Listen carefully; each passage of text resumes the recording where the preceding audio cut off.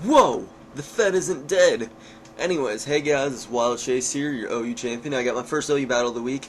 Didn't get my 2 done last week because I both quit, except one came back at the last second, but you know, stuff. So this one is against TainersTheMusical. So he leads off with Lucario, and I lead off with my ape because I'm using this one team, which uses a lead ape. So, yeah. So he goes with the close combat, and he doesn't take me down to my sash, which is like, whoa. And yeah, I know what type of Lucario that is, so I got to my Jirachi knowing he's going to extreme speed, and that, like, yeah. So it's like counter, crunch, CC, and extreme speed, so yeah. So I got to my Jirachi thinking, okay, I'll go to it, break the sash with a U-turn, and then go out to, like, something that can take it out. Because I really want to keep my ape for later, at least as fodder. And he goes out to this Tyranitar on my Jirachi, which kind of has some flawed logic to it, but I guess it works. So I go to my Flygon, because I know I can scare it out and force the switch. And I force the switch to a Bronzong, which is pretty good, because, you know, Bronzong can kind of be a bitch. So I send out Rotom, and I do not notice the lefties here. I don't notice anything, so I blindly tricked, and I got a Macho Brace, but he got a Choice Scarf, so that's good for me. And then he just puts me to sleep, so I guess the Macho Brace was kind of useless. But whatever.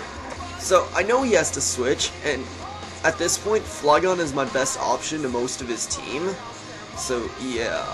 So he goes out to Lucario on the double switch, I guess. I don't know why, but I'll take it. So he just goes for the extreme speed to do some damage, and I just take it out with the EQ, because, again, the only thing he can switch to at this point is Bronzong, and I'm not scared of that right now. So, yeah.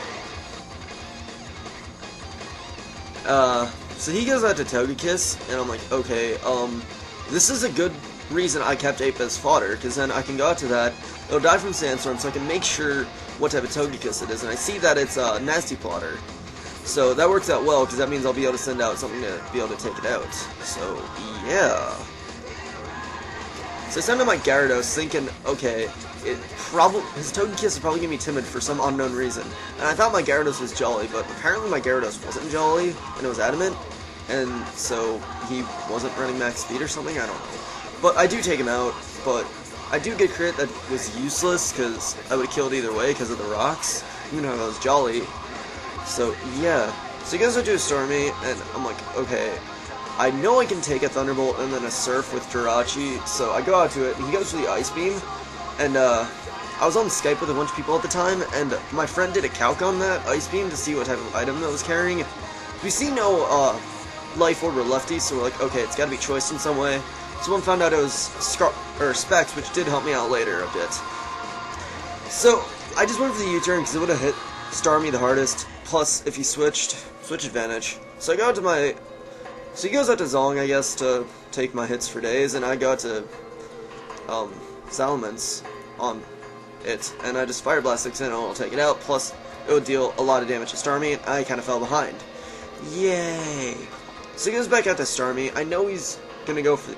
Well, I didn't really know, but I want to be safe, and just make sure he was gonna go for the Ice Beam, which he did, so that means I will be able to go out to Starmie, and I just went to Rotom as fodder, because, you know, it's got no use anyways.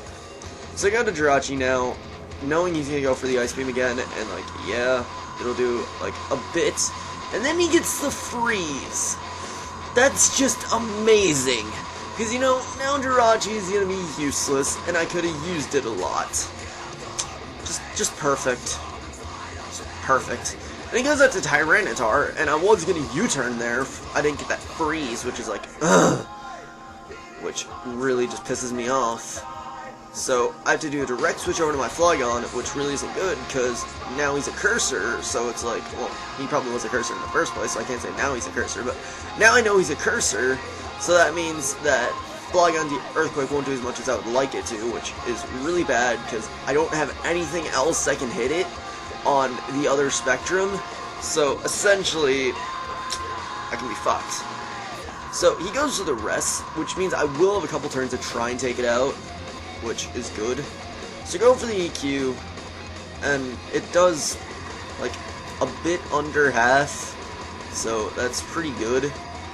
So he sleep talks the Curse, which doesn't work nicely for me, because, you know, I don't like Curse, especially when it's used against me. I mean, I guess that would mean that something. I really just don't even know. I'm just really just distracted right now from doing a Fed narration. But anyways, I go for another EQ. It does a decent chunk, but he gets Sleep Talk the payback, and I called that, and I was like, oh my god! Why? Why you do this to me? But whatever, so he's able to take me out with a payback, which really isn't good for me. So I got to my Gyarados because I did some calcs, and this was the only thing that would be able to take it out. So I just went straight for the waterfall, and I also calced to make sure that Starmie couldn't take it, and it couldn't. And also I get a crit there. I'm pretty sure that was useless, even with the +2. I did calcs, blah blah blah blah blah, I'm awesome. So he goes out to Starmie, and I again just want to scout to see what move it's going to go for. And he just locks himself in the Thunderbolt, so yeah. And then I'll just die from Sandstorm.